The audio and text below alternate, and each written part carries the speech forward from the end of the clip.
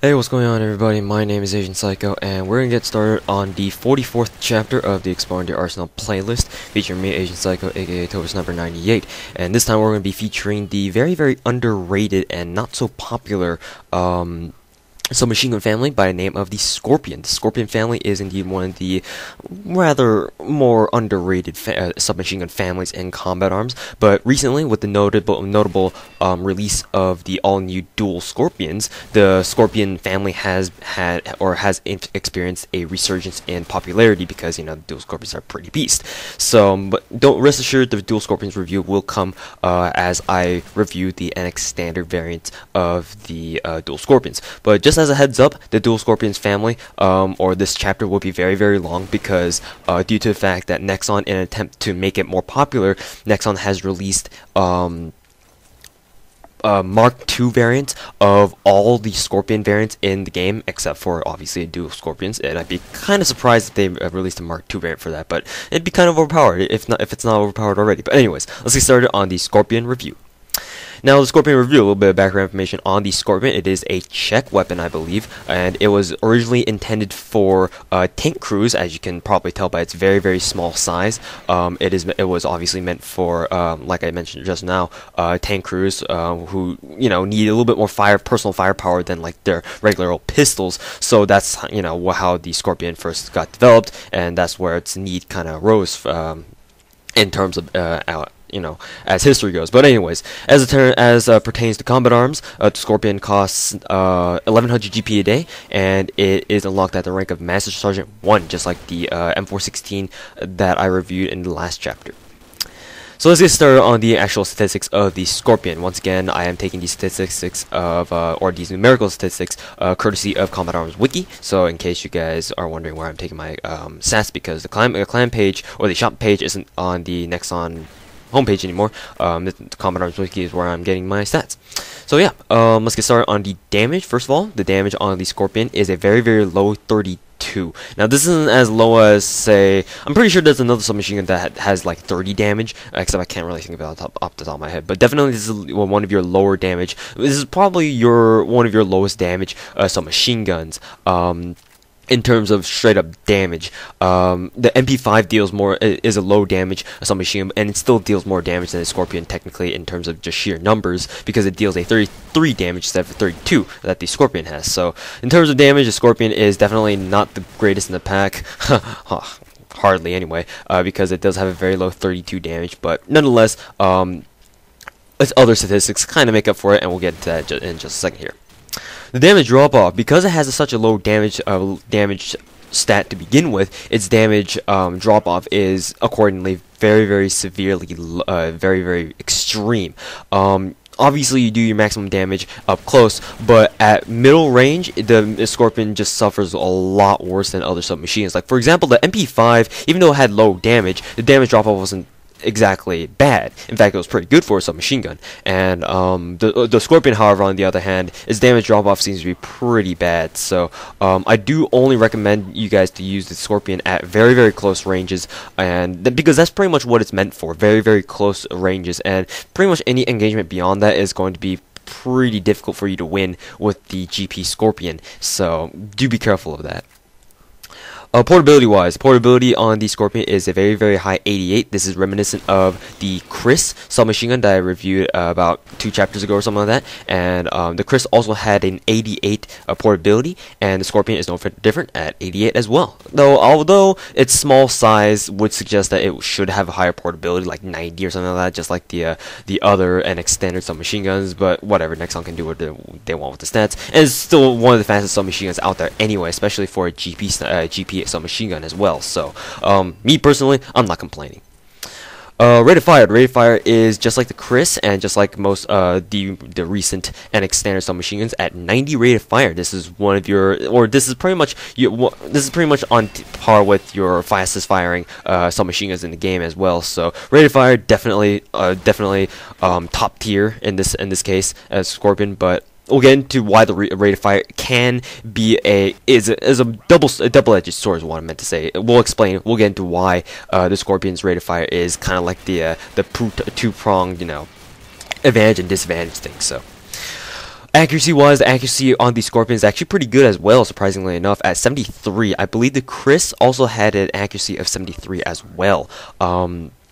I could be wrong because it's been some time since I last saw the statistics of the Chris, but I'm pretty sure the Chris had an accuracy rating somewhere along the lines of that. So the accuracy on the Skorpion is surprisingly high, but in all honesty, the accuracy on the Skorpion is kind of negligible because a few factors kind of make the Skorpion's accuracy kind of, you know, out. I don't want to say outdated, but it makes it invalid. That, for lack of a better term. So accuracy, in other words, you don't really need to worry about it too much because it's not really going to help you a lot. Recoil. The recoil is technically 2 points higher than the Chris at 65, but the recoil. Let's talk a little bit about the recoil. Now, this is going to be the first review that I'm going to talk about stability. I meant to talk about stability, or I meant to introduce the concept of stability into my gun reviews for some time now, but I didn't really have a good chance in order to do so. Like, I didn't have a good gun in order to explain what I mean by stability. So now that I come to the Skorpion family, I feel like this is a good first episode to talk about stability. So what I mean by stability is how much your gun is affected by your recoil. Well, for some of you might be wondering, like, okay, so you talk about this in your Recoil Spread or Recoil Kickback, so why do you need to feel the need to, you know, explain this whole stability thing again? Well, I'll talk about that. So just for your information, I will go ahead and explain the Recoil Spread and Kickback first. So Recoil Spread on the Skorpion is pretty high. It's comparable to the CZ Skorpion Evo. I'll just call it CZ Skorpion for lack of a better, because I don't want to say that name all the time. The Recoil Spread itself is very comparable to the CZ Skorpion's recoil. The CZ Skorpions, however, doesn't really expand as fast as the Skorpions, but its maximum spread is pretty similar to the CZ Skorpions and the Skorpion. Note they had the same name. Coincidence. Anyways, so that's it for its spread. The kickback on the recoil, or what am I talking about? The recoil kickback on the Skorpion is extremely heavy. Now this is where stability kind of ties in. It's kind of related to the kickback, but a little bit different. What I mean by when I say kickback, the kickback is when, you know, how much your screen shakes. You know, when you hold down and go full auto and just blast people away. The kickback is what I mean by that. The kickback on the Skorpions is very heavy. It's probably the one submachine gun with the heaviest recoil kickback in the game. It's just like that, and not surprisingly, I don't know. When the Skorpion was first released, I kind of expected the Skorpion to behave this way and really having a very big recoil kickback and whatnot. And the recoil kickback is the one thing that really turns people off from the Skorpion. It makes the Skorpion very not user friendly, and for lack of a better term, and it's not new friendly at all. The recoil kickback is the one thing that you need to master about the Skorpion in order to get the hang of the Skorpion, in order to do well with it. So the recoil kickback is definitely one of its main disadvantages in this case. So now with the recoil kickback aside, or now that I've covered it, let's talk about the stability on the Skorpion. So what I mean by the stability on the Skorpion is how well you can aim with it while you're spraying with it. Like I mentioned, the recoil kickback aspect of the Skorpion, as you can probably tell, it's very difficult to manage the recoil. So in other words, you can kind of think of the stability as the recoil or as the recoil controllability. But where the recoil controllability differs is that when I talk about recoil controllability, I also mean that Tapfire is taken into account. Now you might be wondering, well, Asian, you don't really recommend Tapfire for submachine guns. That's just been the norm for most of your submachine gun reviews. Well, now that I've been thinking about it, especially with the Skorpion family, when I've been playing around with the Skorpions in order to, you know, upgrade them to their Mark II variants and just using them in general for the sake of these reviews, I've noticed that especially with the Skorpion family, Tapfire is pretty necessary at middle range because you can't really spray at people at middle range. So that's just out of the question with the CZ, or not the CZ. What am I talking about? The Skorpion. you can't really spray at people at middle range because all your bullets are gonna miss unless you get like a lucky hit lotto or something like that. And most of the time, anyway. So for me anyway, I felt that Tapfire is actually pretty goddamn useful for the Skorpion, and because of its because first of all it has a very high accuracy for a submachine gun. That's where its accuracy surprisingly kicks into play. When you tap fire with it, surprisingly most of your bullets will hit at middle range. So I do recommend you guys definitely keep tap fire in mind whenever you use the Skorpions, any kind of Skorpion, even the Dual Skorpions. I found that bursting and like bursting two round bursts at a time, because Dual Skorpions you can't really fire one bullet at a time because that's just how it works. And so yeah, the Skorpion, especially with the Skorpion family, Tapfire is recommended, and that's where its accuracy kicks into play. And that's what I mean by recoil controllability. How well you can control the recoil is how well you can Tapfire, basically, in other words, with the Skorpion, and basically take out people at ranges where the Skorpion shouldn't really excel. So that's what I mean by recoil controllability. And what I mean by stability is, probably I've already explained it, and I've taken like 3 minutes or something to come back to my point. But what I mean by recoil controllability, or no, I just explained that. The stability on the Skorpion is that when you spray, just full on spray, just full on, I'm sure you guys get the point. I just keep repeating things. But anyways, what I mean by stability is that how well you can control your spray. If you can control your spray very well, that means you gotta, that's part of your skill of using the Skorpion. That means you have a very good sense of stability. However, if you're not really one to, gauge the stability of your own stability or your skills over stabilizing your weapon, then you have to depend on the gun stability. For in this case of the Skorpion stability is pretty much non-existent. I can't believe I butchered that word as well. But yeah, the Skorpion, it's just very, very difficult to control the recoil on it, both in terms of its Tapfire and it's just full auto capabilities. Because it also ties in with the Recoil Kickback. I know these concepts are very, very much so interrelated, but each concept that I discuss here also have their their unique characteristics. In that the stability is what I mean. What I mean by that is when you go around spraying people down at close range, how well can you control the recoil on your Skorpion is what I mean by it. So hopefully you guys can understand that. I know I've taken a lot of time to kind of elaborate on that a little bit. So yeah, hopefully you guys were able to understand it a little bit. If you guys have any questions, do feel free to leave a comment, and I will try to explain as best I can, because sometimes writing comments down in response to people's questions is a little bit better for me anyway, in explaining these things to you guys who want to know what I'm trying to talk about. So there you go. So now that I've spent all that time talking about the recoil, the Tapfire ability on the Skorpion is actually, like I mentioned before, is very much so doable. Surprisingly enough, because it has a very high 90 rate of fire, and especially it's especially recommended because of its not only its high accuracy, but also because of the fact that its damage drop off is pretty bad, and also it's when you're stuck at middle range and you're caught out in the open, Tapfiring with the Skorpion at your enemy like really quickly, but not exactly going full auto, is probably your best bet in taking someone out. So I definitely do recommend Tapfiring with the Skorpions at middle range, especially because it'll help you out a lot. Moving on to Sprint Drawback. Sprint Drawback is surprisingly on the slower side of things for some machine guns, in my opinion. Just the sprint animation is just a little bit over the top. I don't want to say over the top, but it's definitely, I don't know, time consuming as compared to other submachine guns. So anyways, I hope I'm not going on too long for that. But anyways, moving on to the draw speed. The draw speed is very fast indeed even for a submachine gun, because it is a Skorpion, and not surprising.